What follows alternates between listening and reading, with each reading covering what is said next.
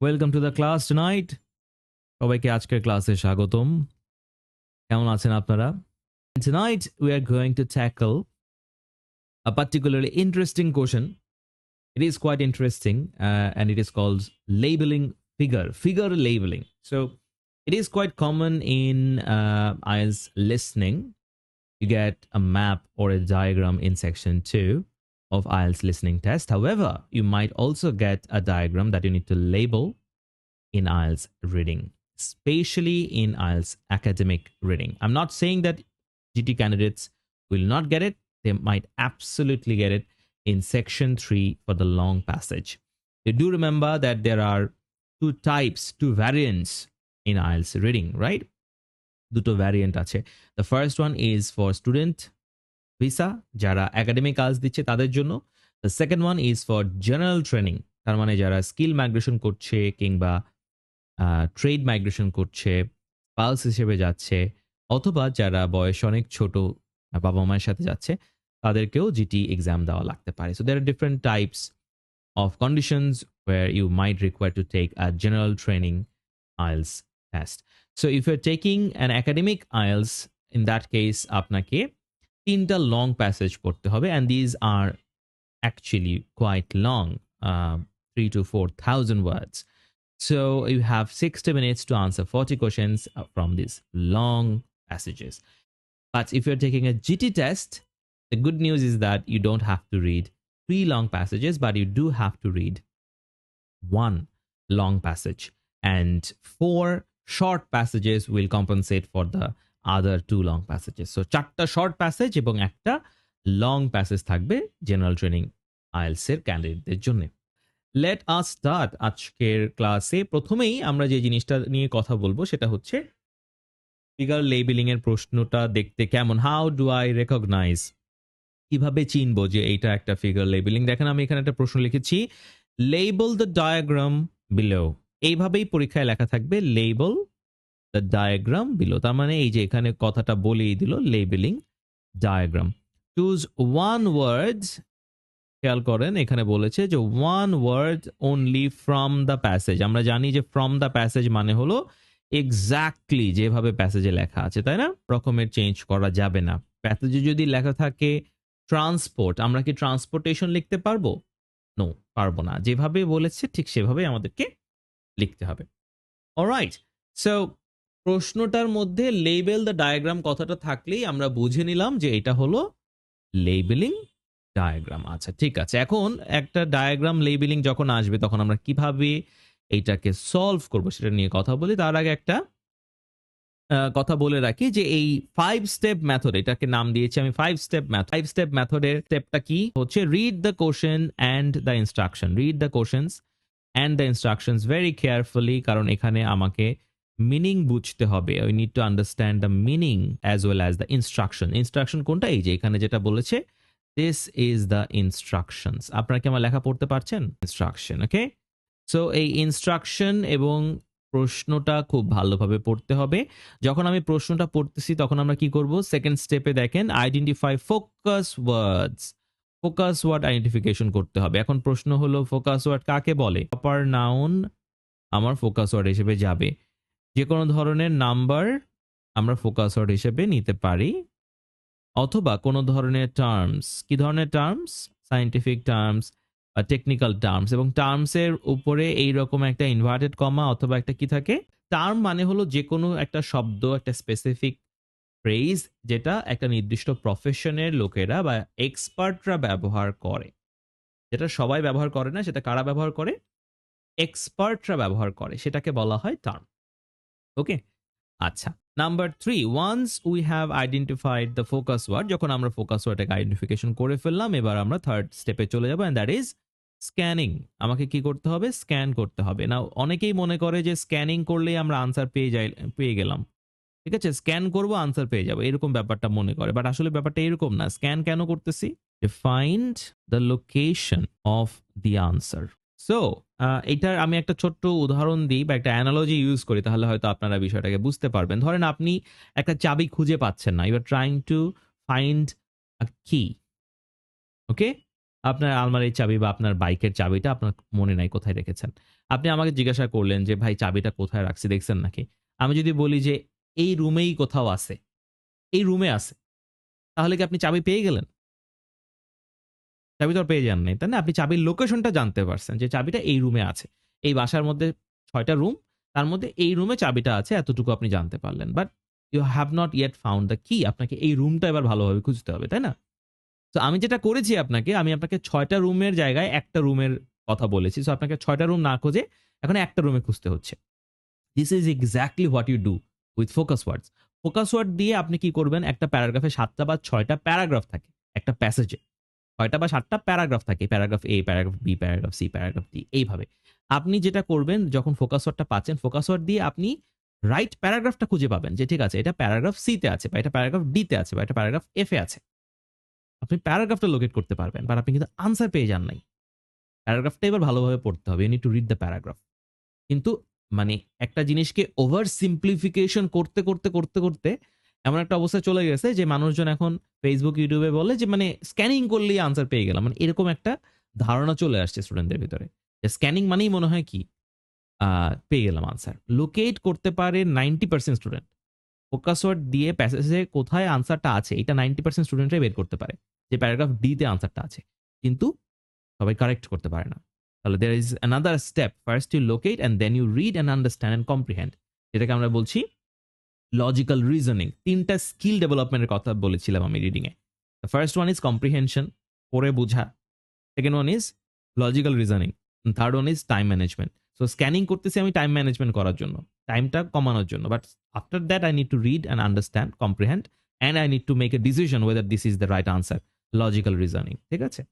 So যখন আমরা scan করে খুঁজে পেয়ে গেলাম, ওই লোকেশনটা যখন খুঁজে পেয়ে গেলাম, তখন আমরা minimum this is the bear minimum যে আপনাকে ৩ টা কি করতে হবে? consecutive সেন্টেন্সেস পড়তে হবে। সো ফর এক্সাম্পল আপনি যদি প্যারাগ্রাফ A তে এসে দেখেন যে প্যারাগ্রাফ A এর 2nd সেন্টেন্সে ফোকাস ওয়ার্ডটা পেয়েছেন। তাহলে ফার্স্ট সেন্টেন্সটাও পড়তে হবে, থার্ড সেন্টেন্সটাও পড়তে হবে। তাহলে ৩ টা সেন্টেন্স এট লিস্ট যদি আমি পড়ি তাহলে গিয়ে এটার মিনিংটা আমার কাছে ক্লিয়ার হবে। এখানে কোন রকমের ট্র্যাপ থাকলে সেটা আমি ধরতে পারবো। এবং finally last but not the least আমি আপনাদের সাথে একটু বলেছিলাম যে শুদ্ধি পরীক্ষা। ছোটবেলায় ম্যাথে যেটা আমরা করতাম শুদ্ধি পরীক্ষা। তার মানে একটা ফর্মুলা বা একটা ইকুয়েশনে যখন আমরা সলভ করে ফেলতেছি, আনসারটা যখন পেয়ে যাচ্ছি দেন আমরা কি করি হঠাৎ করে ওই ইকুয়েশনের মধ্যে সেই ভ্যারিয়েবলটাকে বসাই, সেই আনসারটাকে বসাই দেখি যে ইকুয়েশনটা মেলে কিনা। ডান পাশে আর ডান পক্ষ বাম পক্ষ সমান হয় কিনা। তাই না? এরকম একটা ব্যাপার ছিল ছোটবেলায়। সো ব্যাপারটা এইরকম। আপনি যখন ফিল ইন দ্য ব্ল্যাঙ্কস বা লেবেলিং ডায়াগ্রামের ওই শব্দটা বসাচ্ছেন, once you are done with the word, then read the sentence and see if it makes any sense. শুদ্ধি পরীক্ষার মধ্যে ৩ টা জিনিস আমি আপনাদেরকে চেক করতে বলছি। নাম্বার 1 আমাকে অবশ্যই গ্রামার চেক করতে হবে। গ্রামার চেক করার পরে আমাকে দেখতে হবে যে যেই শব্দটা আমি শূন্যস্থানে বসিয়েছি ওই শব্দের কোনো সিনোনিম ওখানে দেওয়া আছে কিনা। যদি একটা সিনোনিম ওই সেন্টেন্সে বা প্রশ্নের মধ্যে অলরেডি থাকে তাহলে কিন্তু সেটাকে আর কি করা যাবে না, আনসার হিসেবে দেওয়া যাবে না। এক্স্যাক্টলি। সো গ্রামার দেখতে হবে নাম্বার 1, তারপরে হচ্ছে মিনিংটা দেখতে হবে, কোনো সিনোনিম আছে কিনা সেটা দেখতে হবে। তো এই জিনিসগুলাকে আমরা আনসার শেষে মিলানোর চেষ্টা করব। ঠিক আছে? মনে হতে পারে যে এত সময় কখন পাবো, বাট অ্যাকচুয়ালি পাওয়া যাবে যদি আপনি প্রপার মেথড ফলো করেন, দেখবেন যে you have plenty of time. Right? সময় কোনো সমস্যা হবে না ইনশাআল্লাহ। আচ্ছা। তাহলে এখন আমরা চলে যাচ্ছি একটা স্পেশাল টিপসে। এই স্পেশাল টিপসটা হলো answers might not follow sequence. তার মানে ১ নাম্বার আনসারটার পরে ২ এর আনসার, তারপরে হয়তো ৪ এর আনসার, তারপরে হয়তো ৩ এর আনসার। এইরকম কি হতে পারে? একটু এলোমেলো ভাবে আনসারটা আসতে পারে। সো আসেন এবার আমরা আজকের একটা ফিগার লেবেলিং করি। আমি যে প্যাসেজটা থেকে করাচ্ছি প্যাসেজটার নাম হচ্ছে রোমান টানেলস। রোমান আমলে অনেক রকমের সুড়ঙ্গ, টানেলস মানে কি সুড়ঙ্গ তৈরি হয়েছিল।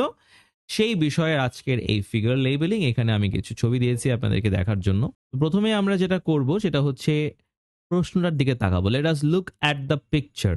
সবাই খুব মনোযোগ দিয়ে পিকচারটা দেখেন। কি লেখা আছে? The Persian qanat method. তাই না? এটা লেখা আছে দ্য পার্সিয়ান কোয়ানাট মেথড। তাহলে এখানে নাম আছে একটা, স্বাভাবিকভাবে আমরা দেখতে পাচ্ছি যে পার্সিয়ান কোয়ানাট, এই যে কথাটা, পার্সিয়া একটা জায়গার নাম, কোয়ানাট মেথড একটা মেথডের নাম। তাহলে এগুলো হচ্ছে প্রপার নাউন, তাই না? তো এগুলো আমরা অবশ্যই প্যাসেজে কি করতে পারবো? লোকেট করতে পারবো। এই প্যাসেজের ফার্স্ট প্যারাগ্রাফে আমরা পেয়েছি পার্সিয়ান কথাটা, এবং কয়েকটা সেন্টেন্স পরেই আমরা কোয়ানাট মেথড কথাটাও এখানে স্ক্যান করে পেয়েছি। এখন এখানে কি প্রশ্ন আছে, প্রশ্নটা দেখি যে dash to direct the tunnelling. দেখেন এখানে কিছু লাঠির মতো জিনিস দেখা যাচ্ছে, ছোট ছোট ছোট ছোট লাঠির মতো জিনিস। এটা একটা পাহাড়, তাই না? একটা বড় একটা পাহাড়ের ঢাল, সেটার একটা ছবি এঁকেছে ওরা, এবং এখানে দেখা যাচ্ছে কিছু লাঠির মতো জিনিস আছে। তো বলছে এই লাঠির মতো জিনিসগুলোর নাম কি? এই যে সুড়ঙ্গ যখন ওরা খুঁড়তেছে সেটা কোন দিকে যাবে, ডাইরেকশনটা ঠিক করার জন্য এই লাঠিগুলো ব্যবহার করা হয়েছে। তো এইটার নাম কি? তারপরে দেখেন এইখানে মাঝে মাঝে কিছু গর্তের মতো দেখা যাচ্ছে। তো প্রশ্ন হয়েছে যে ভার্টিক্যাল শ্যাফট, শ্যাফট মানে গর্ত বা ছিদ্র, ভার্টিক্যাল মানে খাড়া। তাহলে এই যে খাড়া যে ছিদ্রগুলো করা হয়েছে পাহাড়ের মধ্যে, কেন করা হয়েছে? To remove earth and for dash. Remove earth মানে মাটি সরানোর জন্য। এখন প্রশ্ন হয়েছে যে মাটি সরানো ছাড়া আর কোন কাজে এটা ব্যবহার করা হয়েছে, এই ভার্টিক্যাল শ্যাফটগুলো ব্যবহার করা হয়েছে, এটা হচ্ছে আমাদের প্রশ্ন। ৩ নাম্বার একটা প্রশ্ন দিয়েছে যে water runs into a dash used by local people. খেয়াল করেন যে লোকাল পিপলরা ব্যবহার করে পানি একটা কিছুর ভেতরে, ইনটু মানে কোনো কিছুর মধ্যে ঢুকানো, ভেতরে প্রবেশ করা। Into, into the bus, into the plane, বাসের ভেতরে, তাই না? এরকম। তাহলে এখানে বলছে যে water runs into a dash, পানিটা কিছু একটার ভেতরে প্রবেশ করে যেটা হচ্ছে লোকাল পিপলরা ব্যবহার করতে পারে। ৩টা প্রশ্ন, একটা হচ্ছে এই লাঠিগুলোর নাম কি, আর একটা হচ্ছে এই ভার্টিক্যাল যে শ্যাফটগুলো এটা দিয়ে কি বের করা হয়েছে মাটি ছাড়া, আর কোন কাজে লাগানো হয়েছে, আর একটা হচ্ছে পানিগুলো কিসের মধ্যে প্রবেশ করেছিল। আচ্ছা, আসেন আমরা এবার প্যাসেজটা পড়ি। যখন প্যাসেজ পড়বেন তখন খুব মানে কেয়ারফুলি পড়বেন। বাসায় আপনি যখন প্যাসেজ পড়তেছেন তখন আপনাকে কম্প্রিহেনশন, ভোকাবুলারি সবকিছু ইমপ্রুভ করার জন্য পড়তে হবে, শুধু প্রশ্ন সলভ করার জন্য না। ওকে, তাহলে কি বলেছি দেখেন এখানে ওরা কি লিখেছে, লিখেছে the Persians who lived in present day Iran, পার্সিয়ানরা আজকের দিনে যেটাকে আমরা ইরান নামে চিনি সেখানে বসবাস করত, were one of the first, তারা ছিল প্রথম একটা সিভিলাইজেশন টু বিল্ড টানেলস, যারা টানেল তৈরি করেছিল, that provided a reliable supply of water to human settlements। এই সেটেলমেন্ট মানে কি? হিউম্যান সেটেলমেন্ট মানে মানুষের থাকার জায়গা, তো শহর গ্রাম এগুলোকে বলা হয় হিউম্যান সেটেলমেন্ট। তাহলে এই ইরানের লোকজন তারাই প্রথম মাটি খুঁড়ে পানির ব্যবস্থা করেছিল তাদের সিটিজেনদের জন্য, ইন ড্রাই এরিয়াস, যেসব জায়গায় পানির অভাব ছিল সেই সব জায়গায়। In the early first millennium BCE, BCE মানে বিফোর কমন এরা, বিসিই বিফোর কমন এরা, সিই মানে কমন এরা, বিসিই মানে বিফোর কমন এরা, অনেকটা বিফোর ক্রাইস্ট বা বিসি এর মতোই আর কি মিনিংটা। দে ইন্ট্রোডিউসড দ্য কোয়ানাট মেথড। প্রথম মিলেনিয়াম বিসিই এর ফার্স্ট মিলেনিয়ামে তারা কোয়ানাট মেথডটা চালু করে। ইন্ট্রোডিউস করা মানে চালু করা। তাহলে এই যে qanat method of tunnel construction which consisted of placing posts over a hill in a straight line. তারা কি করেছিল? অনেকগুলো পোস্ট, পোস্ট মানে হলো কি খাম্বা বা লাঠি, একটা স্ট্রেইট লাইনে তারা অনেকগুলো লাঠি মাটিতে পুঁতেছিল। তাহলে এখানে দেখেন অনেকগুলো ছোট ছোট লাঠি ছিল, and it was used to direct the tunneling, তাই না? তাহলে আমাকে কয়টা ওয়ার্ড লিখতে বলেছে? How many words should I write? Write one word only, একটা ওয়ার্ডের বেশি আমরা লিখতে পারবো না। তাহলে একটা ওয়ার্ড যদি আমি লিখি তাহলে আমি কি লিখবো? কোন শব্দটা নিব এই সেন্টেন্স থেকে? একটু কমেন্টে লিখে ফেলেন সবাই। পোস্টস, রাইট, এক্স্যাক্টলি, প্লুরাল ফর্মে আছে, আমরাও প্লুরাল ফর্মেই লিখব। তাহলে এই লাঠিগুলোর নাম হচ্ছে খাম্বা বা পোস্ট। আচ্ছা, টু এনশিওর, এনশিওর মানে কি নিশ্চিত করা, to ensure that the tunnel kept to its core, to its root।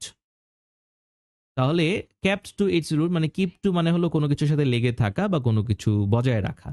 Tunnel kept to its root, root মানে রাস্তা, যাতে করে টানেলটা এদিক সেদিক না যায়, তার যে রাস্তায় যাওয়ার কথা, যেদিকে যাওয়ার কথা টানেলটা যেন সেদিকেই যায়, সেই কারণে তারা এই পোস্টগুলো ব্যবহার করত। And then digging vertical shaft, এই যে দেখেন ভার্টিক্যাল শ্যাফটের কথা আমরা পেয়ে গেলাম।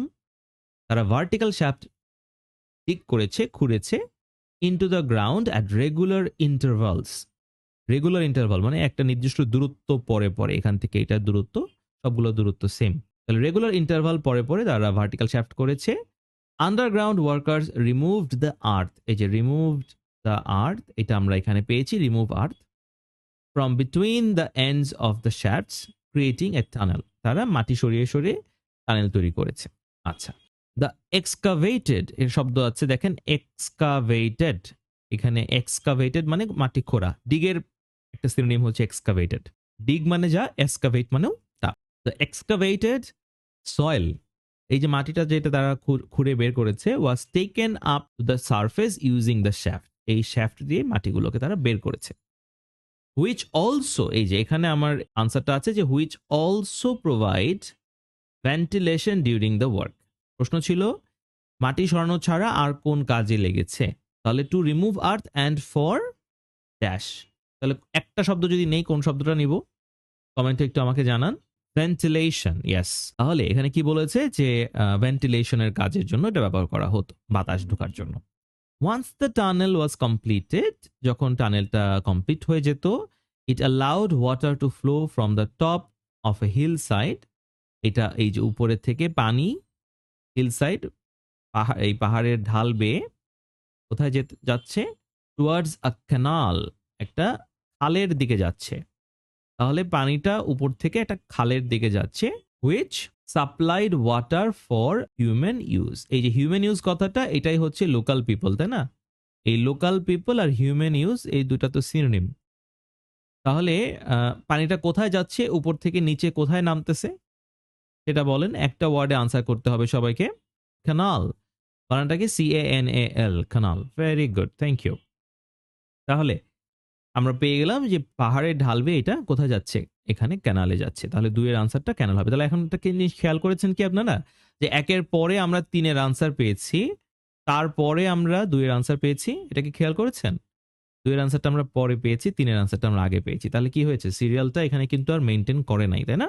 যখন আমরা ফিগার লেবেলিং করতেছি তখন সিরিয়াল ব্রেক হতে পারে। সিরিয়াল ব্রেক হওয়াটা, যেসব প্রশ্নে সিরিয়াল ব্রেক হয় সেগুলোর ক্ষেত্রে আপনি একটু বেশি কনফিউজ হতে পারেন, কারণ সবসময় সিকোয়েন্সিয়ালি উত্তর পান। এমন হতে পারে যে আপনি হয়তো ভেন্টিলেশন পেয়ে তখন চিন্তা করলেন যে তাহলে আমার 2 এর আনসার কোথায়? উপর থেকে একটা শব্দ হয়তো তখন আপনি র‍্যান্ডমলি সিলেক্ট করার চেষ্টা করলেন।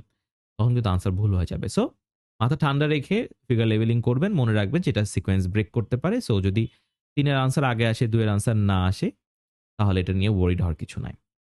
লাস্ট সেন্টেন্সটা বলেছে রিমার্কেবলি। এই লিঙ্কিং ওয়ার্ডটা খুবই সুন্দর, খুবই সুন্দর একটা লিঙ্কিং ওয়ার্ড। এটা আপনারা একটু রাইটিং এ ব্যবহার করার চেষ্টা করবেন, স্পিকিং এ ব্যবহার করার চেষ্টা করবেন। মনে রাখবেন যে রিডিং হচ্ছে একটা ইনপুট মডিউল, লিসনিং এর মতো। যখন আপনি রিড করছেন, you learn different vocabulary, you learn different sentence structure and you use it in your speech, in your writing. So remarkably মানে হলো সারপ্রাইজিংলি, বিস্ময়করভাবে। সো এই কথাটা আপনি কিন্তু স্পিকিং এও ইউজ করতে পারেন, রাইটিং এ তো অবশ্যই ব্যবহার করতে পারেন। রিমার্কেবলি, তো রিমার্কেবলি আশ্চর্যজনক একটা ব্যাপার হলো, some qanat built by the Persians 2700 years ago আর স্টিল ইন ইউজ টুডে। 2700 বছর আগে, 2700 বছর আগে তারা যে নালা, যে পাইপ তারা তৈরি করেছে, যে পানির জন্য যে নালা তৈরি করেছিল, সেটা এখনো ব্যবহৃত হচ্ছে, স্টিল ইন ইউজ টুডে। এখনো ইরানে সেই নালাগুলো, পানির নালাগুলো তারা ব্যবহার করতেছে, তাই না? আমাদের ওয়াসার মতো না আর কি। ওয়াসাতে তো সকালে ঠিক করে দিয়ে গেলে সন্ধ্যায় নষ্ট হয়ে যায়। সো এবার আমরা সেকেন্ড ডায়াগ্রামটাতে যাচ্ছি। সেকেন্ড ডায়াগ্রামটা কি, cross section of a Roman qanat shaft. এবার ওটা ছিল পার্সিয়ানদের কথা, এবার আসতেছে রোমানদের কথায়। রোমান কোয়ানাট শ্যাফট, তাহলে রোমানদের কথা পরের প্যারাগ্রাফে প্রথম সেন্টেন্সে আমরা রোমান পেয়েছি এবং কোয়ানাট মেথড কথাটাও আমরা এখানে পেয়েছি। সো আমরা লিখে ফেললাম, দাগিয়ে ফেললাম রোমান এবং কোয়ানাট মেথড কথাটা। 4, 5 এবং 6 তিনটা প্রশ্ন করেছে। দেখেন একটা কুয়ার মতো একটা ছবি দিয়েছে, এটা একটা কুয়ার মতো, এটা একটা ঢাকনার মতো আছে, তারপরে এখানে একটা পাইপের মতো দেখা যাচ্ছে, মাঝখানে এটা কি একটা পেন্ডুলামের মতো কিছু একটা ঝুলতেছে। তো 4 এর প্রশ্নটা কি বলছে, dash made of wood or stone, এই জিনিসটার নাম কি, এটা জিজ্ঞাসা করেছে। এটা কাঠ অথবা স্টোন দিয়ে বানানো, এটার নাম কি? তো আমরা দেখি কি পড়ে, দেখি কি লিখেছে। They later passed on their knowledge, এটা একটু খেয়াল করেন, পাস অন, অ্যাপ্রোপ্রিয়েট প্রিপোজিশন, খুব গুরুত্বপূর্ণ। পাস অন মানে কি, পাস অন মানে কাউকে, কারোর কাছে ট্রান্সফার করা, এটা হচ্ছে পাস অন। ঠিক আছে, দেখেন এই একই শব্দ যদি আমি ডিফারেন্ট প্রিপোজিশন ব্যবহার করি তাহলে অর্থ চেঞ্জ হয়ে যাবে, তাই না? পাস আউট মানে কি, পাস আউট মানে অজ্ঞান হয়ে যাওয়া, পাস আউট অজ্ঞান হয়ে যাওয়া। আর এখানে বলেছে পাস অন মানে একজনের কাছ থেকে আরেকজনের কাছে ট্রান্সফার হচ্ছে। অ্যাপ্রোপ্রিয়েট প্রিপোজিশন আমরা অনেক বড় একটা টপিক, আসলে মুখস্থ করে শেষ করার মতো না। Huge topic. সো আপনারা যেটা করবেন রেগুলারলি অল্প অল্প করে অ্যাপ্রোপ্রিয়েট প্রিপোজিশন শেখার চেষ্টা করবেন। ঠিক আছে? তাহলে দে লেটার পাসড অন, আমরা এই যে প্রথম যে বাক্যটা পড়তেছিলাম, যে they later passed on their knowledge to the Romans, তারা রোমানদের কাছে তাদের এই নলেজটা পাস অন করলো, who also used the qanat method to construct water supply. তারাও এবার ওয়াটার সাপ্লাই করার জন্য টানেল বানানো শুরু করলো। তাহলে তারা কিসের জন্য ইউজ করেছে? For agriculture. আচ্ছা, চাষবাসের জন্য তারা এইটা ব্যবহার করেছে। Roman Quana tunnels were constructed with vertical shafts dug at intervals of between 30 and 60 meters. তাহলে ওরাও ভার্টিক্যাল শ্যাফট তৈরি করেছিল 30 থেকে 60 মিটার দূরে দূরে। The shafts were equipped with, এটা খুব সুন্দর একটা ফ্রেজ, equipped with মানে কোনো কিছু করার ক্ষমতা থাকা, equipped with, হ্যাঁ, ইকুইপমেন্ট আছে, ক্যাপাসিটি আছে। ওকে, সো এখানে বলছে যে the shafts were equipped with handholds and footholds. এই শ্যাফটগুলোতে হ্যান্ড হোল এবং ফুট হোল ছিল। দেখেন 6 নাম্বারের কথা আগে বলে ফেলতেছে।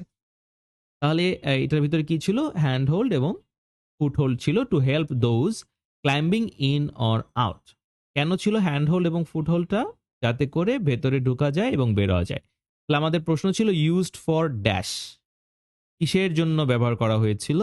তাহলে ব্যবহারটা কি ছিল? কেন হ্যান্ড হোল্ড ফুট হোল্ড দেওয়া হয়েছে? ওয়ান ওয়ার্ড যদি নিতে হয় কোন ওয়ার্ডটা আমরা নিব? Climbing, exactly, climbing. দেখেন 6 এর আনসারটা আমরা আগে পেয়ে গেলাম, 4-5 এর কোনো খবর নাই। তারপর কি বলছে? And were covered with a wooden or stone lid. এই যে were covered with a wooden or stone lid, তাহলে উডেন এবং স্টোন, এই যে উড এবং স্টোনের কথা বলা ছিল, তাহলে কারেক্ট আনসারটা কি হবে? লিড মানে ঢাকনা। To ensure that the shafts were vertical, শ্যাফটটা যেন সোজাই হয়, উপরের দিকে আঁকাবাঁকা যেন না হয়। রোমান্স হাং আ প্লাম লাইন, দেখেন প্লাম লাইন মানে প্রথমে 6 এর আনসার, তারপরে 4 এর আনসার, এখন পাচ্ছি আমরা 5 এর answer. Plumb line from a rod placed across the top of each shaft, এই যে একটা রড আছে, এই রডটার কথা বলতেছে, তাই না? ইফট each shaft, okay, and made sure that the weight at the bottom at the end of it hung in the centre of the shaft. তার মানে এই যে লাইনের লাস্টে ছিল একটা ওয়েট, যেটা হচ্ছে একদম সেন্টারে ছিল। তাহলে এই যে লাইনটা, এটার নিচে যে জিনিসটা আছে, এটার নাম কি বলেছে ওরা? জাস্ট জেনারিক একটা নাম বলেছে, ওয়েট মানে ওজন। কোনো একটা পাথর বা লোহার টুকরা কিছু একটা বেঁধে রাখছে, যে কোনো একটা ওজন দিয়ে রাখছে। তাহলে each shaft were made sure that the weight at the and made sure that the weight at the end of it hung in the center of the shaft. তাহলে এটার আনসার হবে ওয়েট। তাহলে আমরা অলরেডি কিন্তু 6, 4 এবং 5 তিনটা answer পেয়ে গেছি। তো তারপরেও আমরা লাস্টের দুইটা সেন্টেন্স পড়বো, because there might be some words that we might learn. এখানে কি বলেছে? যে plumb lines were also use to measure the depth of the shaft. এই লাইনটা ব্যবহার করে তারা শ্যাফটের গভীরতা মাপতে পারত। And to determine the slope of the tunnel, slope, slope মানে ঢাল, কতটুকু ঢালু সেটা তারা বুঝতে পারত। The 5.6 kilometer long Claudius tunnel built in 41 CE, দেখেন এই যে CE মানে হলো কমন এরা, BCE মানে বিফোর কমন এরা, built in 41 CE to drain the Cusine Lake, লেকের পানি শুকানোর জন্য তারা এটা ব্যবহার করেছিল in central Italy। এই কত কিলোমিটার? 5.6 কিলোমিটার লম্বা একটা tunnel. At shafts that were up to 122 meters deep, took 11 years to build and involved approximately 30,000 workers. এই টানেলটা তৈরি করার জন্য তাদের 122 মিটার ডিপ এবং 11, এই টানেলটা তৈরি করার জন্য 11 বছর সময় লেগেছে। কাদের? প্রায় 30,000 ওয়ার্কারের। Okay, so now we are going to go through the vocabs. We're going to recap the vocabs that we have learned from this particular passage. The first one, human settlements, অর্থ আমি বলেছিলাম ক্লাসে, দেখি আপনাদের মনে আছে কিনা। Human settlements, what does it mean? বসত বাড়ি, রাইট? হ্যাবিটাট, ভেরি গুড, যেখানে মানুষজন থাকে, রেসিডেন্স। তারপরে next one, consisted of, consisted of, what does it mean? Consisted of, contain, গঠিত, রাইট? কনসিস্টেড অফ মানে হচ্ছে গঠিত, কি দিয়ে গঠিত। Next one, route, ROUTE, route, what does it mean? Route, রাস্তা, রাইট। ওকে, তারপরে next one is ensure. Ensure মানে কি? সবাই একটু কমেন্টে লেখেন। এনশিওর মানে নিশ্চিত করা, এক্স্যাক্টলি, নিশ্চিত করা। শ্যাফট, শ্যাফট মানে ছিদ্র, তাই না? এক্সকাভেটেড বানানটা খেয়াল করেন, excavated, EXCAVATED, excavated. What does it mean? Excavated, excavated মানে কিন্তু আমি ক্লাসে বলেছি একটু আগে। What does it mean? Digging, গর্ত করা, রাইট। নেক্সট ওয়ান, রিমার্কেবলি, যে শব্দটা অনেক প্রশংসা করলাম আমি, যে খুব সুন্দর শব্দ, right? Remarkably, what does it mean? Passed on, কোনো কিছু একজনের কাছ থেকে আরেকজনের কাছে ট্রান্সফার করা। ইকুইপড উইথ, প্রস্তুত থাকা, কোনো কিছু জন্য প্রস্তুত থাকা, সেটাকে বলে ইকুইপড উইথ। ডিটারমাইন, নিশ্চিত করা, তাই না? ডিটারমাইন, ভার্ব, নিশ্চিত করা। তাহলে এখানে আমরা যে দুটো ছবি পেয়েছি, এইরকম আপনারা যদি কেমব্রিজ বই ঘাটেন, আমি বলবো যে আপনারা হয়তো খুব বেশি হলে 4টা-5টা হয়তো ডায়াগ্রাম, এরকম লেবেলিং ডায়াগ্রাম পেতে পারেন। বাট তারপরে যে কয়টা আছে আপনারা অবশ্যই করে যাবেন। গ্লাস মেকিং নিয়ে একটা ছিল আমার যতদূর মনে পড়ে আর কি। তারপরে কোকের বোতল নিয়ে একটা মনে হয় ছিল। তো এরকম টুকটাক, বেশি নাই লেবেলিং ডায়াগ্রাম। বাট যে কয়টা আছে আপনারা করে ফেলেন। পরীক্ষাতে কোনটা আসবে আপনি তো জানেন না, তাই না? তো একবার করেও যদি আপনি করেন জিনিসটা, বাসায় যদি একবারও এটা প্র্যাকটিস করা থাকে, এক্সামে এটা দেখলে আপনি চিনবেন।